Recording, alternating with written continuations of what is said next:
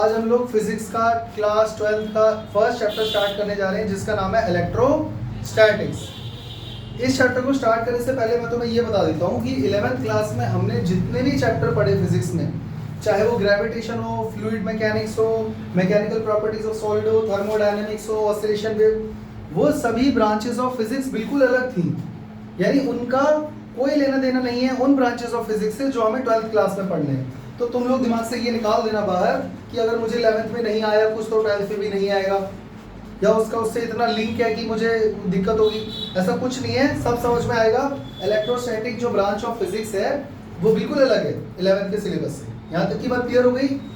तो चलो भाई स्टार्ट करते हैं इलेक्ट्रोस्टैट से। इलेक्ट्रोस्टैटिक स्टार्ट करने से पहले मुझे ये बताओ बच्चों कि जो जैसे चार्जेस एट रेस्ट, नाम से इतना तो समझ में आ रहा है। इलेक्ट्रो मतलब electrons, charge proton, charge object. Statics, statics का मतलब है रुका हुआ, कुछ रेस्ट पे है पक्का, है ना। तो इलेक्ट्रोस्टैटिक का मतलब है कि चार्ज रेस्ट पे है। समझ में आ गया? क्या चार्ज रेस्ट के अलावा किसी और पोजीशन में हो सकता है? अगर वो रेस्ट पे रह सकता है तो वो मोशन में भी आ सकता है। समझ में आ रहा है? तो देखते हैं पहले ये चल क्या रहा है। मान लो अगर मैं बात करता हूँ चार्ज की, तो चार्ज की अगर हम बात करें तो या तो वो इलेक्ट्रॉन होगा या तो प्रोटॉन होगा, और चार्ज या तो रेस्ट पे होगा और या फिर मोशन में होगा। ये मैं तुम लोगों को एक बेसिक आइडिया दे रहा हूँ कि हमें इस पूरे सेशन में क्या पढ़ना है, पूरे 12th के सिलेबस में क्या क्या चीज़ें और क्या क्या चैप्टर पढ़ने हैं, उनको कैसे इन लोगों ने डिज़ाइन किया सिलेबस को। तो बस 2 मिनट लगेंगे, एक बार ध्यान से देखना। अगर चार्ज रेस्ट पर है तो उसके अंदर से सिर्फ एक ही इफेक्ट प्रोड्यूस होगा और वो है इलेक्ट्रिक फील्ड। क्या? Electric field. समझ गए? इस इलेक्ट्रिक फील्ड की ही वजह से प्रोड्यूस होगा इलेक्ट्रोस्टैटिक फोर्स। समझ गए?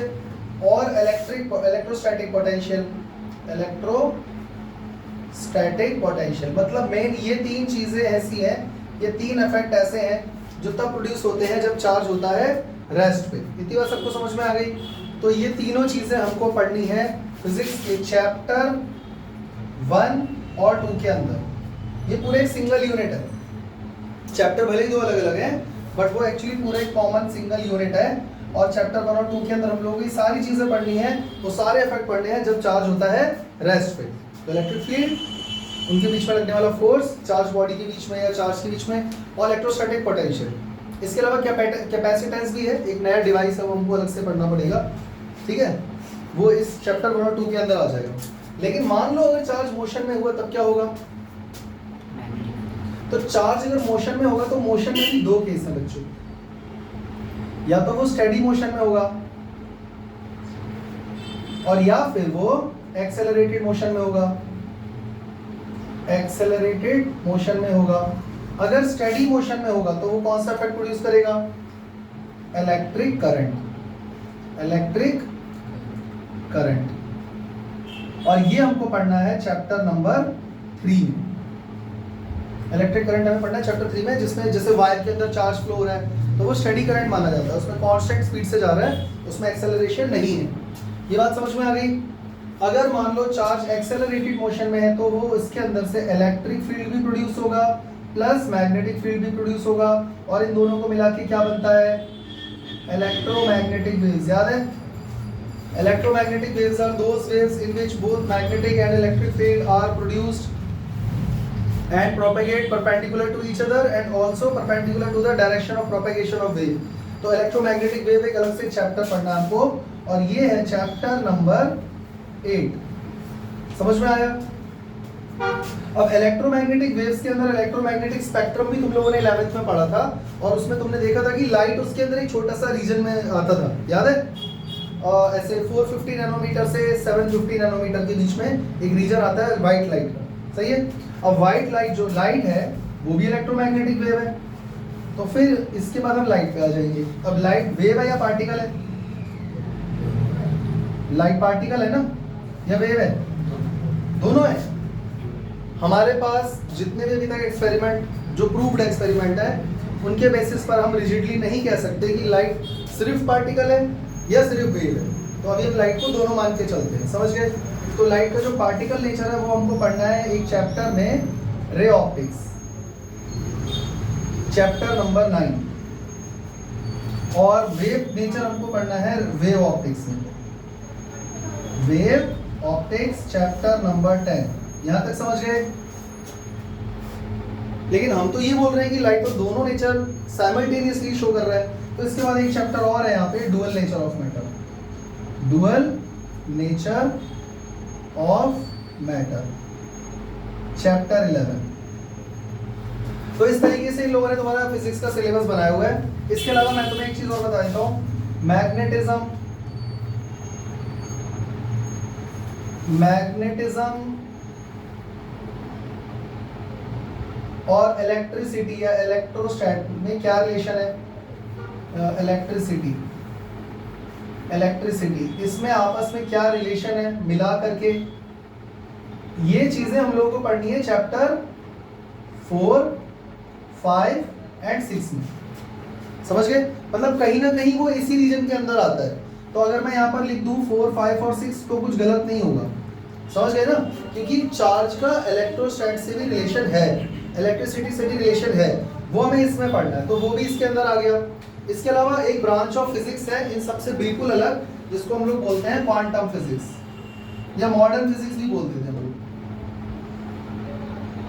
मॉडर्न फिजिक्स, कुछ लोग क्वांटम फिजिक्स बोलते हैं। इसके अंदर तुम्हारा एक चैप्टर आ जाएगा एटम और न्यूक्लियर, ठीक है, वो इन सबसे बिल्कुल अलग है। और इसके अलावा सेमीकंडक्टर एंड डिवाइसेस, एक चैप्टर ये रहा तुम्हारा लास्ट चैप्टर है, एंड डिवाइसेस। और इसके अलावा एक चैप्टर है AC, AC means alternating current. तो ये सारे चैप्टर तुम लोगों को 12th क्लास में पढ़ने हैं। इतनी बात सबको समझ में आ गई? पक्का इसका एक स्क्रीनशॉट ले लेना और कॉपी पे लिख लेना। तो आज हम लोग स्टार्ट करने वाले हैं चैप्टर 1, जिसका नाम है इलेक्ट्रोस्टैटिक्स। इलेक्ट्रोस्टैटिक्स, इसके नाम से बच्चों क्या समझ में आ रहा है? इसके नाम से समझ में आ रहा है कि इसमें दो वर्ड है, इलेक्ट्रो और statics, which means charges at rest। इस पूरे चैप्टर में हमें जितने भी चार्ज पढ़ने हैं वो सारे किस पे रहेंगे? रेस्ट पे, वो मोशन में आने वाले नहीं है। यानी हम बॉडीज को चार्ज करेंगे, उनकी वजह से इलेक्ट्रिक फील्ड, इलेक्ट्रिक पोटेंशियल या फिर इलेक्ट्रोस्टैटिक फोर्स, ये तीन चीजें हमें पढ़नी है 2 यूनिट्स के अंदर, electric field, electric force, electrostatic force और पोटेंशियल, समझ गए ना? ठीक है। तो अगर मैं इसको डिफाइन करूं तो इसको डिफाइन कैसे करेंगे? It is the branch of physics which deals with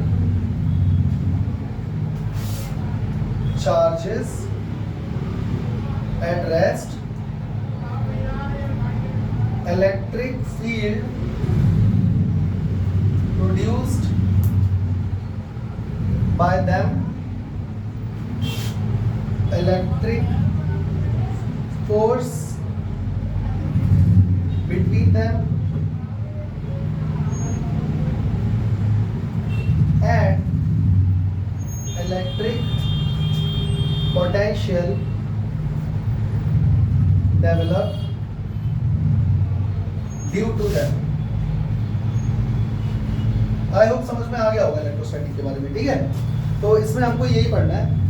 इसके अलावा इसकी कुछ हिस्ट्री भी है छोटी सी।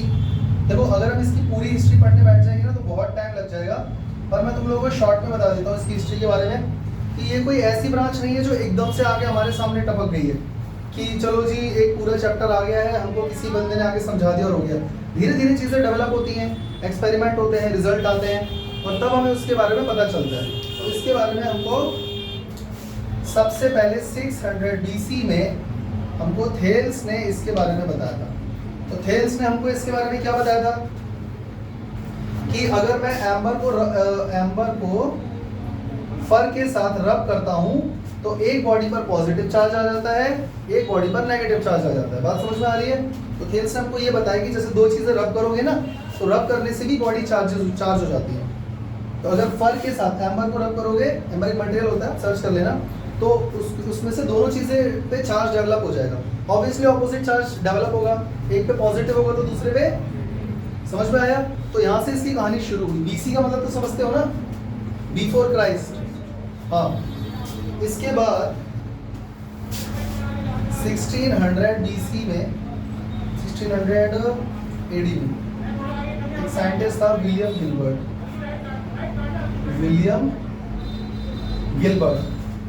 इन्होंने हमको क्या बताया?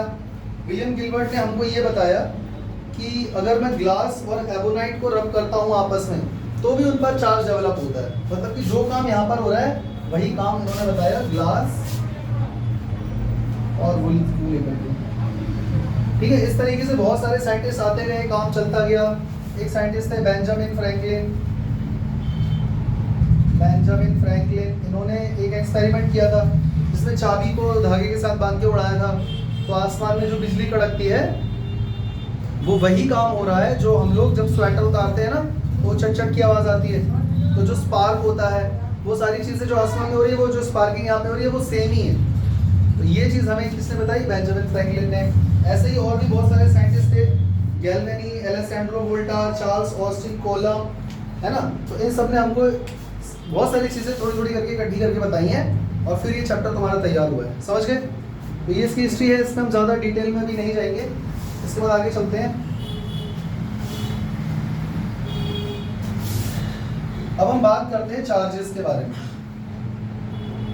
चार्जेस, तो चार्ज क्या होता है, चार्जेस क्या होते हैं? चार्जेस तो चलो प्लूरल हो गया, चार्ज क्या होता है ये मैंने तुम लोगों को लास्ट क्लास में भी बताया था, डिस्कस किया था। तो बताना चाहता है, बोल सकता है कोई? आवाज ही नहीं आ रही। इंट्रिंसिक प्रॉपर्टी ऑफ अ सब एटॉमिक पार्टिकल।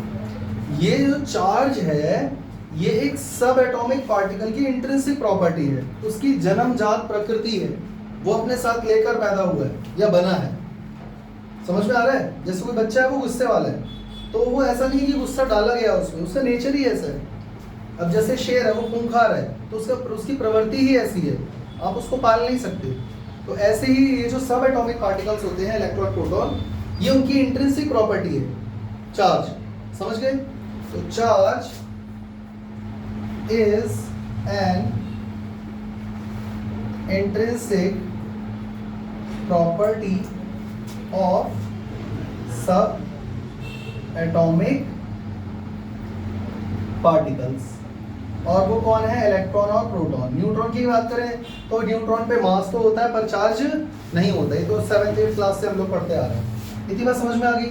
चार्ज कितने टाइप के होते हैं? 2 टाइप्स ऑफ चार्ज। कौन कौन से? Positive and negative charge. ये नाम किसने दिया था? ये नाम बेंजामिन फ्रैंकलिन ने ही दिया था। बेंजामिन फ्रैंकलिन ने ही ये नाम दिया था, नेगेटिव और पॉजिटिव चार्ज। समझ गए ना? अच्छा, एक और चीज, जैसे ये पेन है, इसको मैंने चार्ज दिया या किसी भी मेथड से मैंने इसको चार्ज कर लिया, तो इसको क्या बोलोगे? पेन को क्या बोलोगे? चार्ज या चार्ज्ड ऑब्जेक्ट? इसको हम चार्ज ऑब्जेक्ट बोलेंगे, चार्ज नहीं बोलेंगे।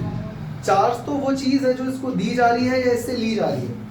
मतलब इलेक्ट्रॉन ही होते हैं वो जो हम दे या ले सकते हैं, प्रोटॉन तो नहीं दे सकते ना निकाल सकते हैं, इलेक्ट्रॉन हम दे या ले सकते हैं। तो इसमें जो है ना, मतलब कहने का मतलब ये कि इसको हम चार्ज ऑब्जेक्ट बोलेंगे, लेकिन जो चीज़ ट्रांसफर हो रही है एक्चुअली वो होता है चार्ज, और जो ट्रांसफर हो रहा है वो है इलेक्ट्रॉन प्रोटॉन, मतलब इलेक्ट्रॉन।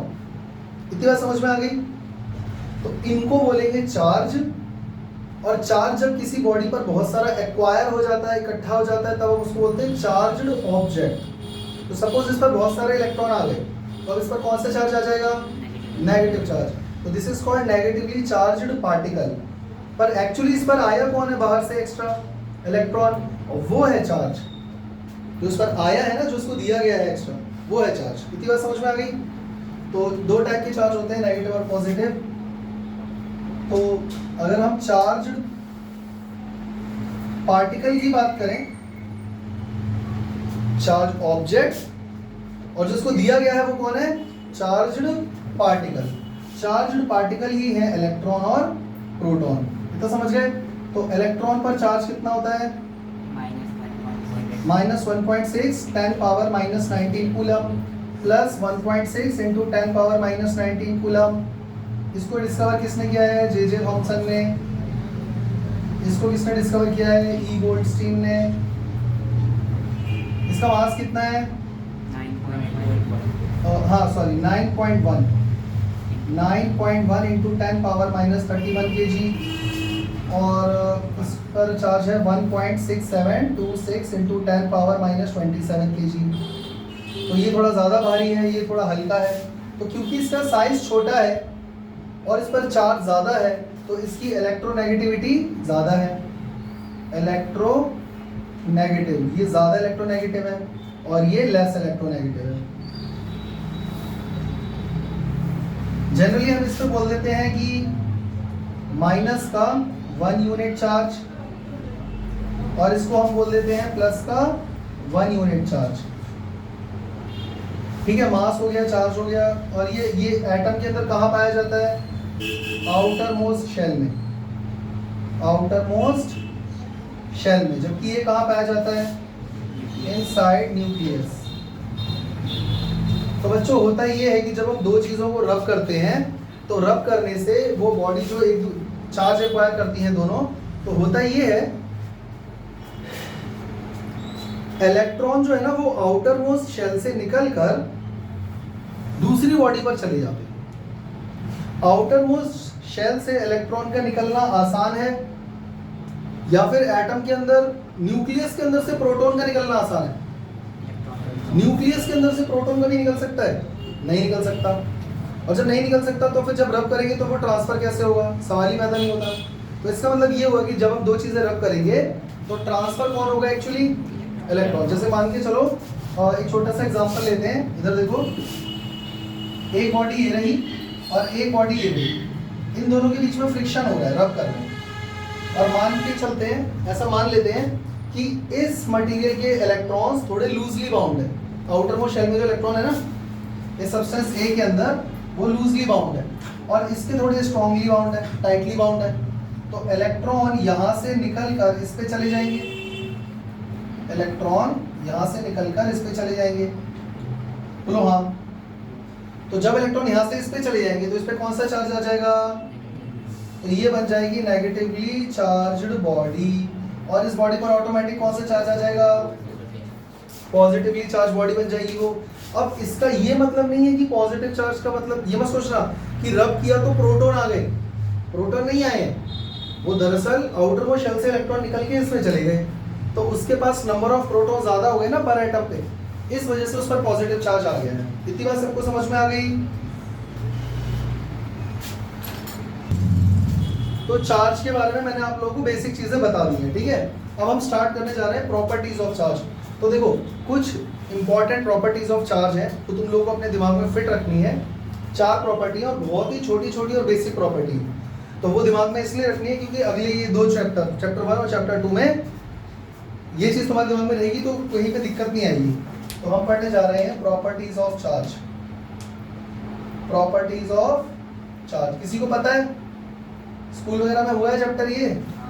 तो कोई प्रॉपर्टी ऑफ चार्ज पता है? बताइए। It is a scalar quantity. It is a scalar quantity. जो चार्ज है वो एक स्केलर क्वांटिटी है, ये बात याद रखना।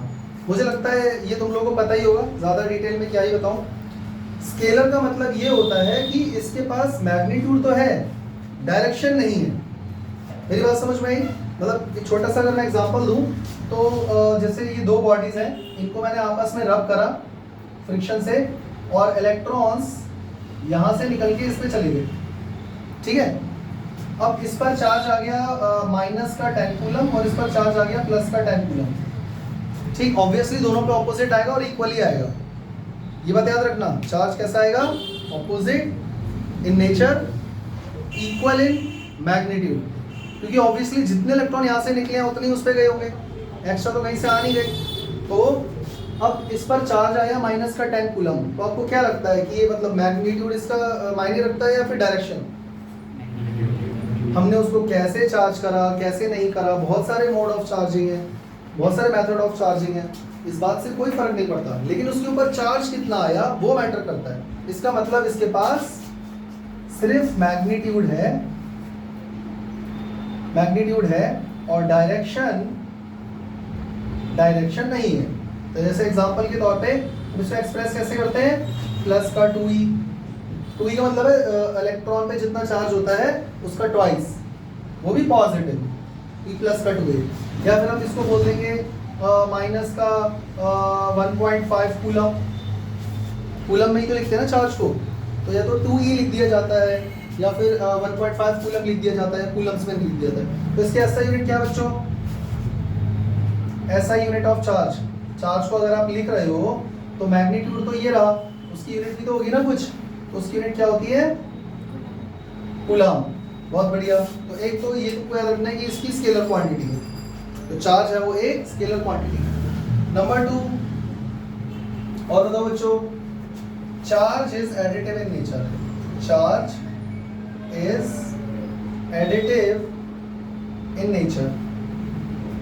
इसका मतलब ये है कि चार्ज को हम बिल्कुल वैसे ही ऐड कर सकते हैं जैसे मैथ्स में नंबर्स को ऐड करते हैं अलजेब्रिकली। देखो हम चीजों को दो तरीके से जोड़ते हैं, या तो वेक्टर सम होता है या फिर अलजेब्रिक सम होता है। वेक्टर सम सिर्फ उन्हीं क्वांटिटीज का होता है जो खुद वेक्टर्स हैं, ये तो स्केलर है। अगर ये स्केलर है तो क्या यहाँ पे वेक्टर एडिशन की रिक्वायरमेंट है, तो यहाँ पे कौन सा एडिशन होगा, अलजेब्रिक एडिशन। तो हम चार्ज को बिल्कुल वैसे ही ऐड करते हैं जैसे मैथ्स में अलजेब्रिक नंबर्स को करते हैं। एक छोटा सा एग्जांपल लेते हैं, इसको मैं लिख देता हूँ, charges can be added as same as the numbers, the scalar numbers are added algebraically।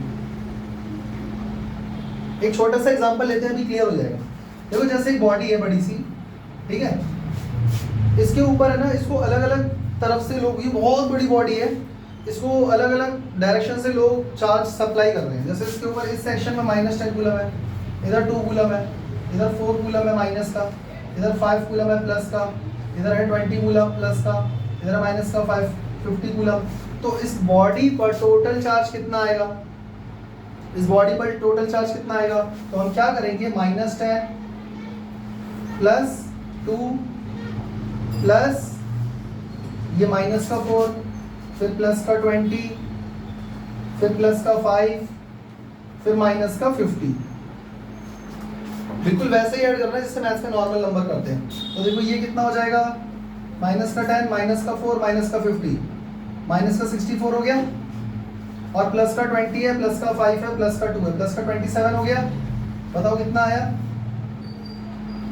40 - 7 7, यहाँ से क्या ले लिया, 5 - 2 3 37, तो माइनस का 37 कूलम। इस बॉडी पर टोटल चार्ज कितना हो जाएगा, वो रीडिस्ट्रीब्यूट होगा ना अंदर ही अंदर, तो टोटल चार्ज कितना हो जाएगा, तो समझ में आया। तो अलजेब्रिकली हम इसको ऐसे ऐड करते हैं, तो हम इसको ऐसे भी लिख सकते हैं, Q1 plus Q2 plus Q3 plus Q4 plus dot dot dot dot Qn is equal to Qnet।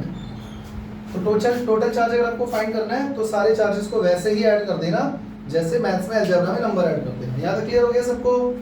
तो इसके बाद तीसरी प्रॉपर्टी नंबर 3, बोलो भाई, conservation of charge.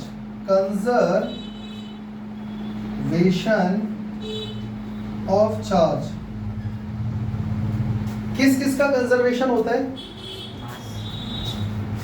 Law of conservation of energy तुम लोगों ने पढ़ा है, लॉ ऑफ कंजर्वेशन ऑफ मास पढ़ा है, law of conservation of linear momentum भी पढ़ा है, कंजर्वेशन ऑफ एंगुलर मोमेंटम भी पढ़ा होगा।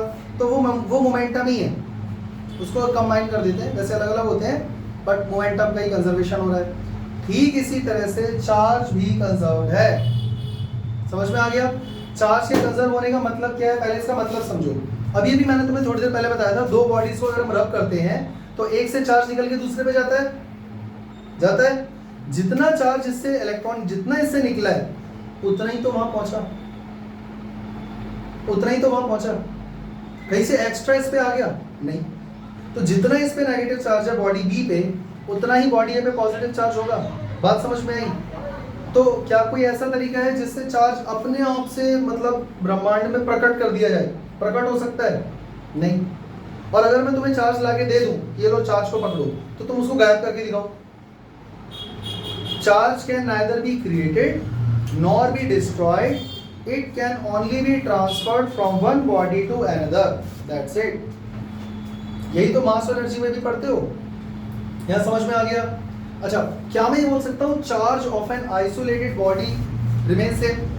जैसे एक छोटा सा एग्जांपल लेते हैं, ये जो रूम है जिसमें हम लोग बैठे हुए हैं, कुछ ऐसा प्रबंध किया जाए जिससे कि चार्ज यहाँ से दीवार से बाहर नहीं जा सकता और बाहर से अंदर नहीं आ सकता। ऐसा मान लेते हैं, अभी ऐसा मान लेते हैं कि दीवार से बाहर नहीं जा सकता चार्ज और ना ही अंदर आ सकता है। तो इस कमरे में जितना भी चार्ज है वो कांस्टेंट नहीं हो गया। अब मान लो मैं इस बोर्ड को टच करता हूँ, इससे चार्ज कुछ मेरी बॉडी में आ गया, या मैंने किसी को मतलब चेयर को टच करा, कुछ चार्ज उसमें चला गया, तो रहेगा तो इस पूरे सिस्टम के अंदर ही ना। सिस्टम के अंदर चार्ज बढ़ सकता है? नहीं। और घट सकता है? नहीं। वो इसी के अंदर ही रहेगा, बाहर से आ ही नहीं रहा। तो charge of an isolated system remains same. ये दो बातें आप लोगों को याद रखनी है, मैं लिख देता हूँ इसको, अभी के अभी याद कर लो और घर जाके कॉपी में लिख लेना। Charge can neither be created nor be destroyed, it can only be transferred from one body to another। या तो आप ये लिख दीजिए, या फिर आप ये बोल सकते हैं कि charge of an isolated system remains constant. ठीक है, समझ में आ गया? इसको और तो समझाने की जरूरत नहीं है, पढ़ा हुआ है ना तुम लोगों ने, लॉ ऑफ कंजर्वेशन, मास का, चार्ज का, एनर्जी का, तो ये भी हो जाएगा। इसके बाद एक और प्रॉपर्टी होती है क्वांटाइजेशन ऑफ चार्ज। ठीक है, मैं इसको इरेज कर रहा हूँ, उसके बाद हम इस पे लिखते हैं। तब तक इसका एक स्क्रीनशॉट ले लेना, मैं हट जाता हूँ, और फिर इसको कॉपी में जरूर लिख लेना। ठीक है, इसके बाद एक प्रॉपर्टी और रह गई है। तीन प्रॉपर्टी हमने पढ़ ली है। चार्ज स्केलर होता है, उसका एडिशन कैसा होता है, अलजेब्रिक, वेक्टर वाला नहीं होता है क्योंकि जरूरत ही नहीं है। उसके ऐसा यूनिट कूलम है। Law of conservation of charge, conservation of charge, charge is conserved, ये हमने पढ़ा। और एक चौथी और सबसे इंपॉर्टेंट प्रॉपर्टी है क्वांटाइजेशन ऑफ चार्ज। अब ये और देख लो जल्दी से फटाफट, क्वांटाइजेशन ऑफ चार्ज। देखो बच्चों, इस दुनिया में सबसे छोटा जो चार्ज पार्टिकल है ना, अभी तक जो हम पढ़ रहे हैं, पढ़ा रहे हैं, वो चार्ज माना जाता है इलेक्ट्रॉन। अगर मैं क्वांटम फिजिक्स में, मॉडर्न फिजिक्स में जाऊं तो एटम के न्यूक्लियस के अंदर बहुत और भी नए पार्टिकल्स हमको मिल गए हैं, पर अभी के लिए करंट इलेक्ट्रिसिटी तक या इलेक्ट्रोस्टैट तक जो सबसे छोटा चार्ज पार्टिकल जिसकी वजह से चीजें चार्ज हो रही है वो इलेक्ट्रॉन है या प्रोटॉन है। समझ में आ रहा है? तो सबसे छोटा ऑब्जर्वेबल चार्ज पार्टिकल, जो स्मॉलेस्ट चार्ज्ड पार्टिकल कौन है? इलेक्ट्रॉन या फिर प्रोटॉन। सही है, पॉजिटिव में प्रोटॉन है पार्टिकल और नेगेटिव में इलेक्ट्रॉन है, और इसी को हम लोग बोलते हैं elementary charge. It is called elementary charge, जिसकी वैल्यू है plus minus 1.6 into 10 power minus 19 coulomb. ठीक है, इतनी बात समझ में आ गई। अभी हम इसको लिखेंगे क्वांटाइजेशन क्या होता है, पर पहले इतना समझो, किसी भी बॉडी को चार्ज करने के लिए सबसे छोटा चार्ज जो हम उसको दे सकते हैं वो है 1.6 इंटू 10 पावर माइनस 19 कूलम। इतनी बात समझ में आ गई। अब मुझे ये बताओ बच्चों, जैसे सपोज मुझे इस पेन को चार्ज करना है, तो मैं इसको एक इलेक्ट्रॉन दूंगा, तो इस पर कितना चार्ज आ जाएगा? सही है। अगर मैं इसको 2 इलेक्ट्रॉन दे दूं, 1 2, तो कितना चार्ज आ जाएगा? इसका डबल। 3 दे दूं तो 4 5 टाइम्स, ऐसे ही चलता रहेगा। तो मान लो अगर किसी बॉडी के ऊपर मैंने उसको एक इलेक्ट्रॉन दिया, उस पर चार्ज, जैसे एक छोटा सा एग्जांपल लेते हैं, मैंने एक बॉडी को चार्ज दिया एक इलेक्ट्रॉन जितना, तो उस पर चार्ज आ गया 1.6 × 10⁻19 कूलम। 2 इलेक्ट्रॉन दिए तो कितना हो जाएगा बच्चों, इसका डबल हो जाएगा 3.2 × 10⁻19 कूलम। 3 इलेक्ट्रॉन दिए तो इसका चार्ज आ गया 4.8 × 10⁻19 कूलम। 4 दिए तो 4 टाइम्स ऑफ दिस, तो 16 4 से 64 ही तो होता है, 16 का टेबल चल रहा है ना। और अगर मान लो मैंने इसको n इलेक्ट्रॉन दे दिए तो n टाइम्स ऑफ 1.6 × 10⁻19 कूलम हो जाएगा। वो अलग बात है कि नेगेटिव चार्ज होगा, मैंने माइनस का साइन नहीं लगाया, मैं क्वांटिटी की बात कर रहा हूँ। क्या मैं इस मार्कर के ऊपर 2.0 × 10⁻19 कूलम, जो कि इन दोनों के बीच में कहीं लाई कर रहा है, ला सकता हूँ कहीं से भी, कैसे भी? सोच के देखो। अरे भाई आप इसको चार्ज करोगे, या तो इलेक्ट्रॉन इसको दोगे या इससे निकालोगे।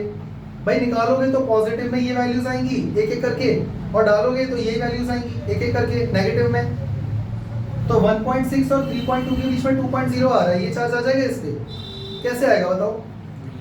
सबसे छोटा चार्ज जो आप इसको दे रहे हो उस पर इतना चार्ज है, 2 दे रहे हो तो इतना, 3 इतना, तो इसके बीच में कोई वैल्यू लाई करेगी? पहले मुझे इतना बता दो।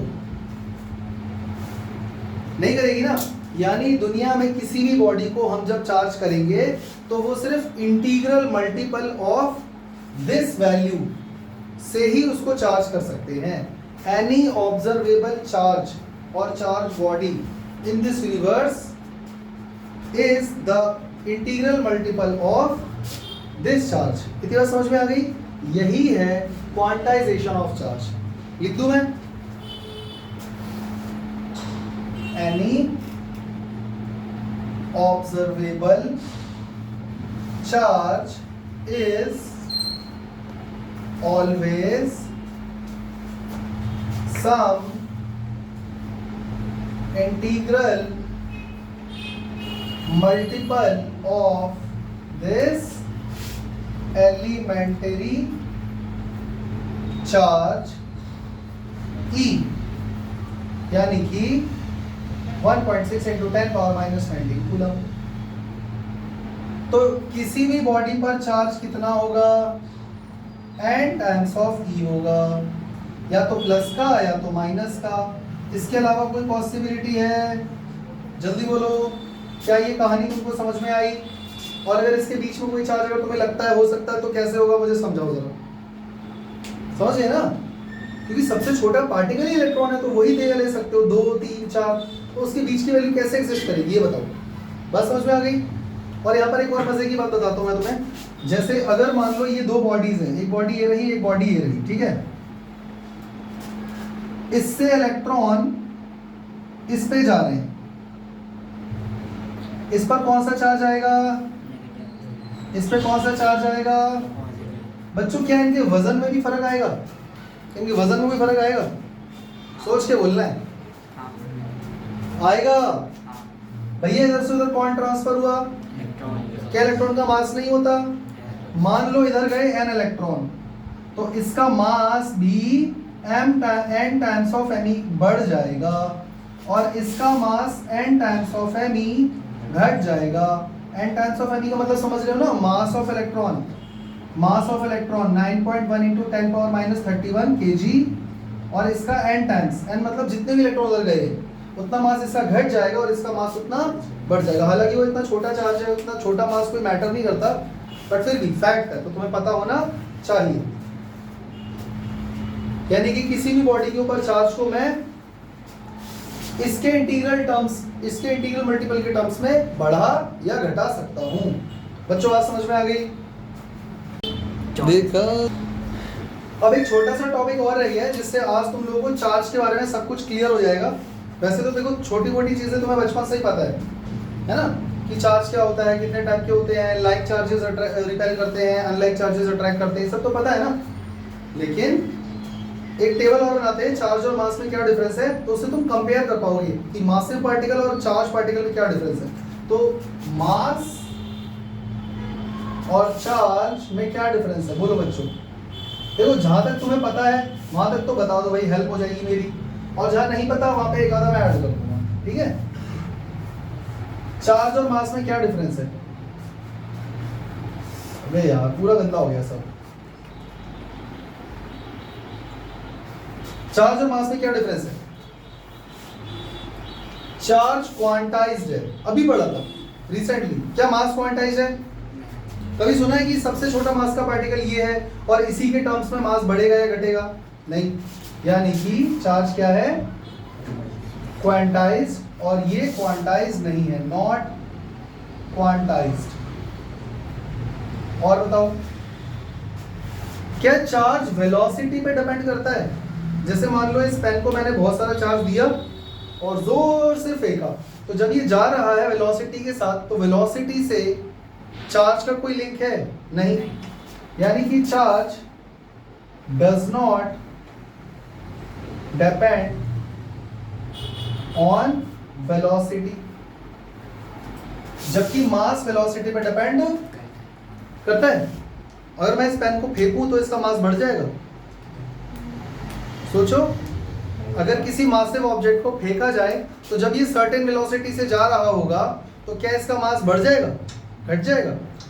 बढ़ जाएगा। अगर तुम्हें नहीं पता तो आज ये बात जान लो कि जो मास है वो वेलोसिटी डिपेंडेंट होता है, वेलोसिटी डिपेंडेंट होता है। यानी new mass will be equal to original mass upon में √1 माइनस v²/c²। और इसमें अपना मास और अपनी वेलोसिटी डाल के देखना, वेलोसिटी बढ़ जाएगी, सॉरी मास बढ़ जाएगा। मान लो तुम्हारा मास है 60 kg, तो यहाँ पर लिखोगे 60, यहाँ पर अपनी वेलोसिटी लिखोगे जितनी वेलोसिटी से जा रहे हो। सॉल्व करो, तुम्हारा जो सॉल्व करके न्यू मास आएगा, दिस इज न्यू मास, क्योंकि इधर आएगा सॉल्व करके, वो पुराने वाले से ज़्यादा होगा। समझ गए? समझ गए? और इसीलिए कोई भी चीज़ लाइट की स्पीड से ट्रैवल नहीं कर सकती, क्योंकि मान लो अगर मेरी स्पीड लाइट की स्पीड के इक्वल हो गई तो यहाँ पे c²/c² आ जाएगा, ये 1 हो जाएगा, 1 - 1 0 हो जाएगा, 0 का अंडर रूट 0 हो जाएगा। जब किसी क्वांटिटी को 0 से डिवाइड करते हैं तो क्या आता है? इन्फिनिटी। तो हमारा मास इतना ज़्यादा हो जाएगा, हम इतने भारी हो जाएंगे कि उसको उतनी वेलोसिटी से ट्रैवल कराने के लिए कोई ड्राइविंग फोर्स भी तो चाहिए, फिर वो कहाँ से लाओगे? मेरी बात समझ में आई? तो इसीलिए इस फॉर्मूले के हिसाब से अगर हम देखें तो हम लाइट की स्पीड से ट्रैवल नहीं कर सकते। इतनी बात समझ में आ गई? जबकि चार्ज का वेलोसिटी से कोई लेना देना। और क्या डिफरेंस है चार्ज और मास में? किसी भी बॉडी का charge on a body can be 0, positive और नेगेटिव। किसी बॉडी के ऊपर चार्ज हो भी सकता है, नहीं भी हो सकता, और होगा तो या तो पॉजिटिव होगा या तो नेगेटिव होगा। लेकिन मास इज ऑलवेज पॉजिटिव। कभी मास नेगेटिव सुना है? सुना है? और 0 सुना है कि इसका मास है ही नहीं? जब मास ही नहीं है तो उस चीज़ का अस्तित्व ही खत्म हो जाएगा, फिर वो कुछ है ही नहीं।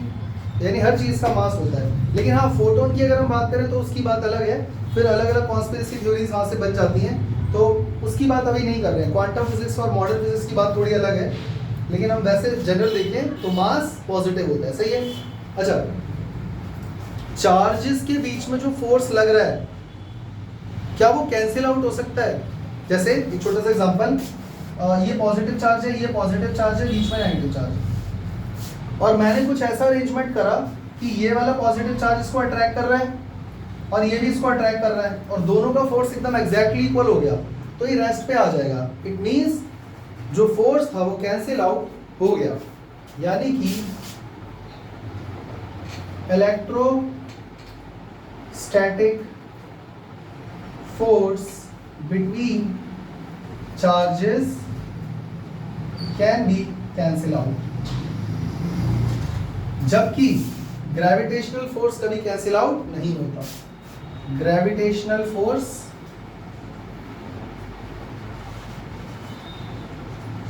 do not cancel out each other.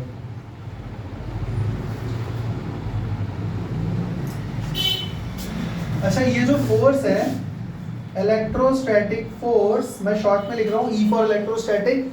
Electrostatic force can be attractive और रिपल्सिव।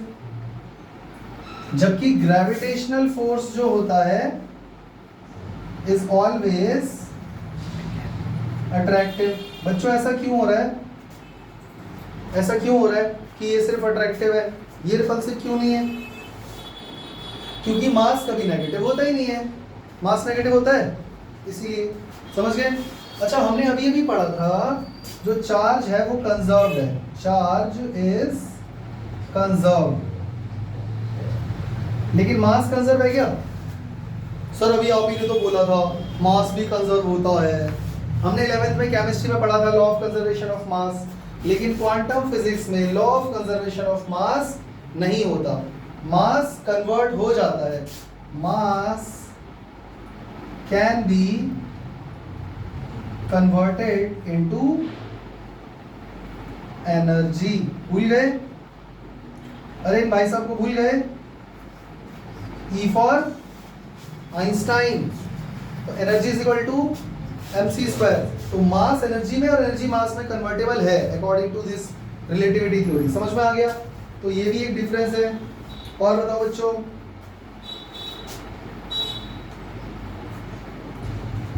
किसी भी मासिव बॉडी के ऊपर चार्ज होगा, ये जरूरी है। जैसे मैं एक मासिव बॉडी हूं और मैं अपना पैर अर्थ से टच कर देता हूं, मेरा सारा चार्ज अर्थ में चला गया, अब मैं अनचार्ज हूं। तो किसी मासिव बॉडी पे चार्ज हो ये जरूरी है? नहीं। इसका मतलब इट इज नॉट नेसेसरी, मतलब मुझे इसको ऐसे लिखना चाहिए, मुझे इसको ऐसे लिखना चाहिए शॉर्ट में, massive body can be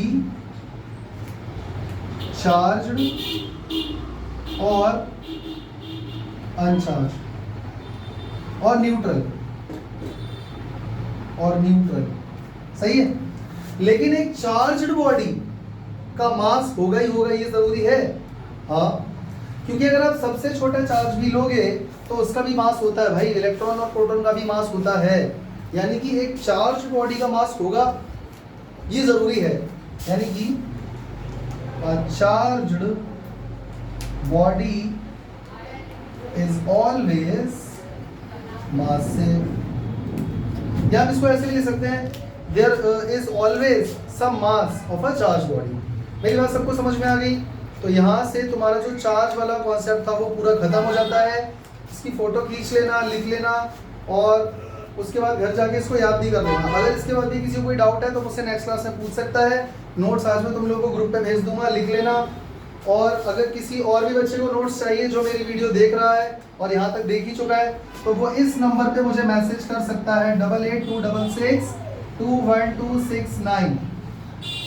और हमारे इंस्टीट्यूट को अगर वो ज्वाइन करना चाहता है तो वो गूगल पे राठौर इंस्टीट्यूट सर्च कर सकता है। उसको मैं इस नंबर से नोट सेंड कर दूंगा, पर मैसेज करोगे तभी। ओके, बोलो जय श्री राम। आवाज ही नहीं निकल रही।